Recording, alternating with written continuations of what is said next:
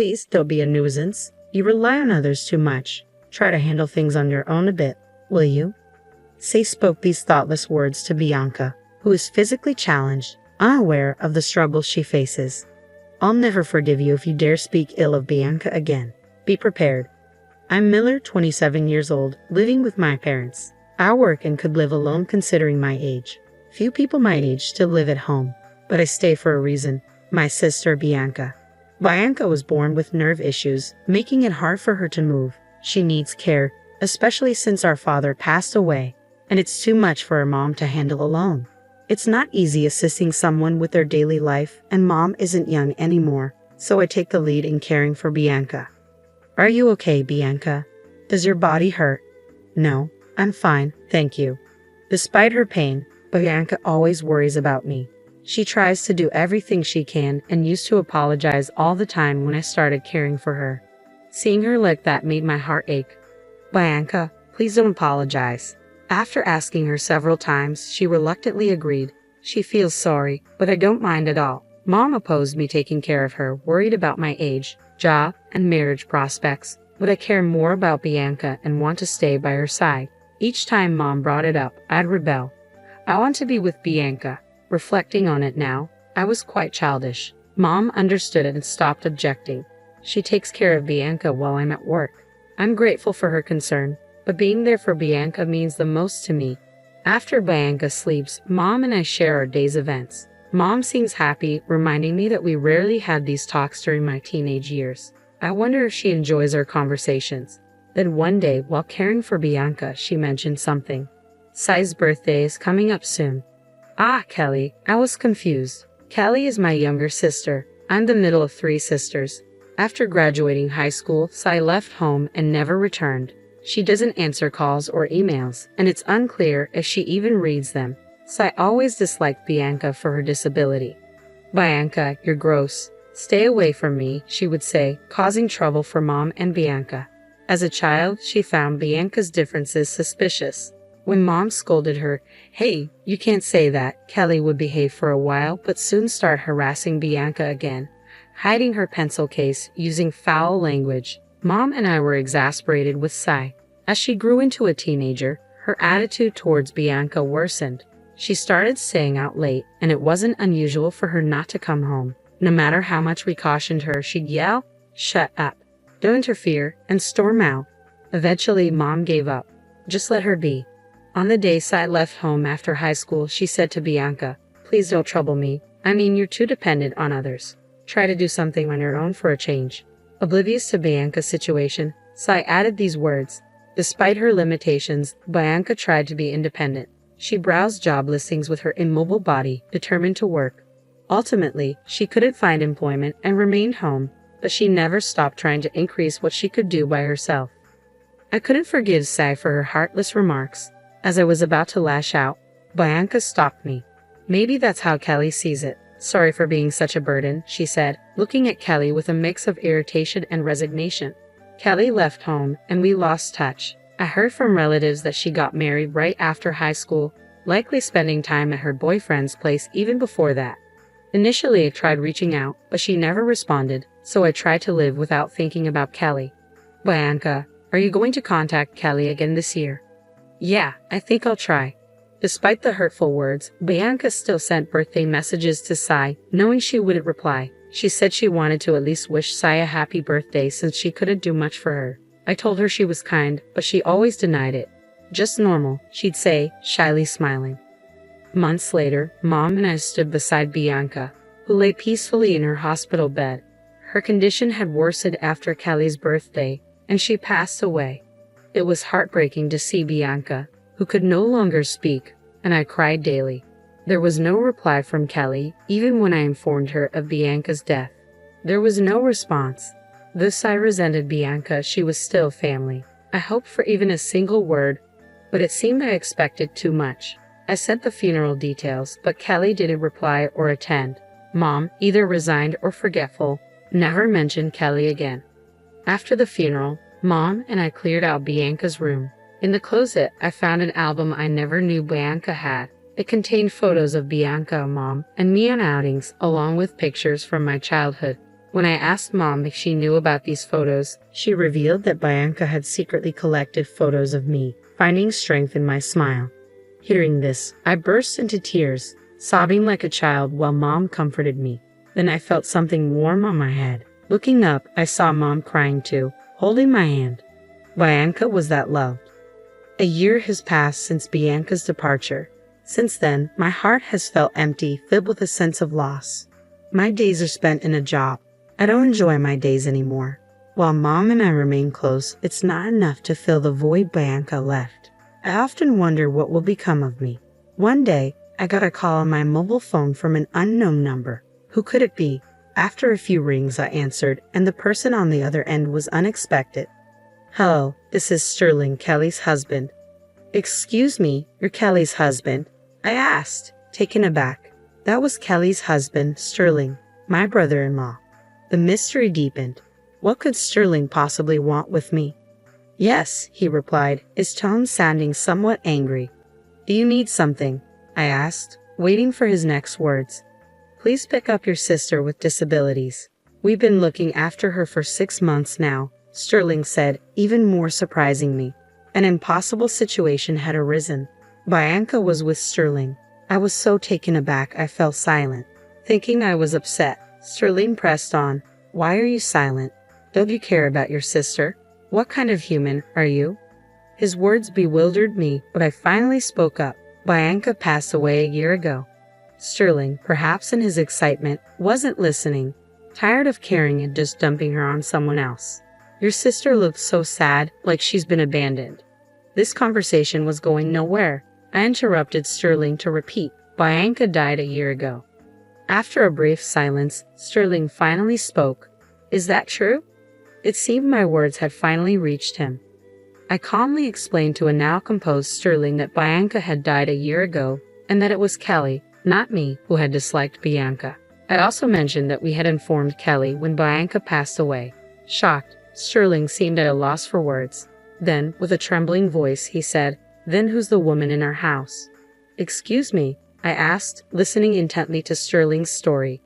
Apparently, 6 months ago, Kelly brought home a woman in a wheelchair, claiming she was her sister.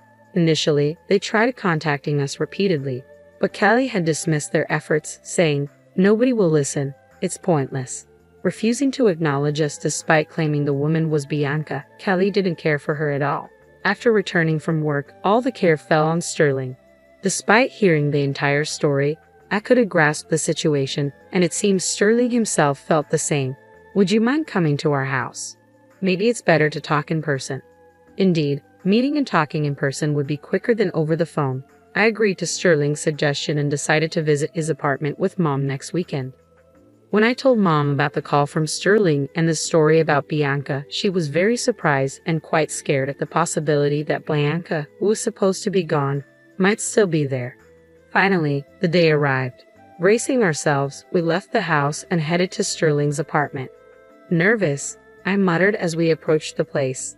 Mom nodded beside me, looking tense as well. We approached the designated room and rang the bell. From inside, we heard 2 sets of footsteps stop abruptly. The door opened, and a fresh-faced young man appeared. Mother-in-law, sister-in-law, thank you for coming all this way, Sterling said, leading us inside. We followed his lead, but as we were about to enter the room, we were interrupted by a familiar figure.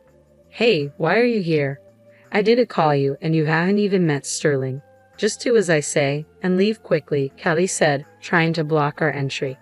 Claiming to be the sister, Kelly didn't care for the woman at all. She physically blocked us, creating a wall to prevent us from entering the living room. However, we managed to get past her. Turning to Sterling's side, I saw a woman sitting in a wheelchair, her eyes filled with fear and uncertainty. Is this lady your sister? Sterling asked, pointing to her. The woman appeared to be around Bianca's age, but neither Mom nor I knew her. No, she's not. We don't know her, I responded. I see, Sterling said quietly. He then turned back to the woman. Meanwhile, Kelly was trembling and had collapsed on the floor. Ignoring Kelly's state, Sterling asked the woman, Who are you exactly? The woman didn't respond. Something was going on. Perhaps she had been threatened by Kelly into silence. I turned back to Kelly. Who's this woman? You brought her here, right? I asked, but Kelly remained silent as usual. What? You didn't bring a stranger here, did you? I raised my voice in question. A soft voice came from behind. It seemed to be from the woman in the wheelchair. Looking at her again, she appeared remorseful but stayed quiet. After a deep breath, she slowly started to reveal her identity. I am. Don't say anything. Don't talk, Kelly desperately shouted, trying to prevent her from speaking. Hearing this, Mom was very angry. You stay quiet, she raised her voice. Surprised by her tone, Kelly gave up on speaking. We turned back to the woman, encouraging her to continue. Slowly, despite being scared, she began to reveal the full story. My name is Christina Redmanuel. Redmanuel? Sterling exclaimed loudly upon hearing her name. It was unfamiliar to us. Sterling, do you know her? I asked. Do I know her? Could you be the daughter of Mr. Redmanuel? Christina nodded. Hearing more from Sterling, it turned out that Christina was the daughter of Sterling's boss. Hearing this, both Mom and I were perplexed. Sterling, trying his best to explain, also seemed unsure of what was happening. What was Kelly trying to do, bringing a complete stranger and claiming her to be Bianca? Beyond questions, I felt fear. It seemed the only way to get answers was to confront Kelly directly. I stood up next to Kelly, who still sat on the floor with a disgruntled expression, and demanded an explanation. What's going on? You started all this, right? Involving so many people is unthinkable. Explain everything. However, Kelly just stood there, staring off into space, refusing to speak. Even when cornered like this, she seemed unwilling to reveal the truth. I knew Kelly had issues, but I didn't expect her to be this stubborn. What should we do now? As I pondered, Christina spoke up. Kelly is dating my brother, she said, looking right at us with an unexpected boldness. Noticing Christina's assertiveness, Kelly glared at her and then tried to pounce on her. We managed to stop her and turned our attention back to Christina. Stammering at times but earnest, Christina shared her story. Kelly tried to interrupt, but Mom's stern look silenced her. Christina revealed that she had been living with a disability in her lower body since a childhood accident. Since then, her family had been overly cautious around her, making her feel uncomfortable. One day, after more than 10 years of this, Kelly suddenly showed up. I'll take you in, she had said. Confused, Christina eventually felt less afraid, knowing Kelly was her brother's partner. Perhaps Kelly took Christina in to impress her boyfriend. Once at Kelly's home, Kelly did nothing for Christina, leaving everything to Sterling. When alone with Kelly, the kindness shown at the time of taking her in vanished. You're in the way, Kelly would often say, negating Christina's existence. The way she treated Christina was similar to how she had treated Bianca. A nuisance. Go away? Don't be a dependent. Hearing this, I was shaking with anger. Such a person being my sister was too shameful. What do you mean, Kelly? I asked. Kelly retorted loudly, it's all Sterling's fault. He's always busy with work and doesn't pay attention to me. That's for the family's sake. How dare you talk so arrogantly when you don't even work? Sterling was clearly angry, hearing such childish excuses. If you're not working, it would be nice to have Sterling go to work for you, I said, watching Kelly continue with her excuses. I was overwhelmed with anger like never before. Just as I was about to unleash my fury on Kelly, Sterling spoke up. Do you realize how many people you are hurting, Kelly? Your sister, your mother, Christina, and your late sister. As a human being, you were out of line. Kelly stopped making excuses and was visibly shocked. Usually faced with a calm Sterling, she tried to retort but ultimately couldn't find the words against Sterling's anger. Sterling continued to explain how serious the situation was. But I mean, Kelly tried to make more excuses, but tears prevented her from speaking clearly. Seeing Kelly acting like a victim infuriated me, and I spoke up again. Do you know how much Bianca worried about you, Kelly? Kelly turned towards me, tears in her eyes. I don't know any sister. I don't have a sister. Her words left me in shock. I never expected her to say something like that. I was at a loss for words, but before I knew it, I blurted out, do you know, Kelly, that Bianca sent you an email every year on your birthday? Despite the terrible things you said to her, she always thought of you. Kelly hung her head down again. She must have known about the birthday emails, but chose to ignore them. Despicable, I said. Kelly didn't expect such words from me. She remained silent, tears quietly streaming down her face. Afterward, Sterling and Callie got divorced. Sterling seemed very angry with his brother for neglecting Christina and discussed with his boss the affair and the treatment of Christina. Soon, rumors about the brother, some perhaps unfounded, began to spread in the company. He tried to endure at first but eventually resigned. Kelly, after the divorce, moved in with Christina's brother, but with him leaving his job, they had no source of income. They moved from their previous residence to a cheaper apartment and somehow managed to get by.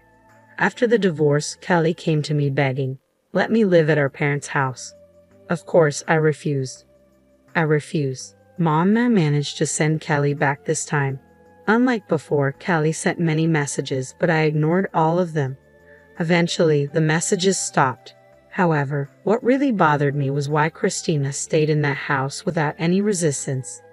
Christina and I became friends after that incident.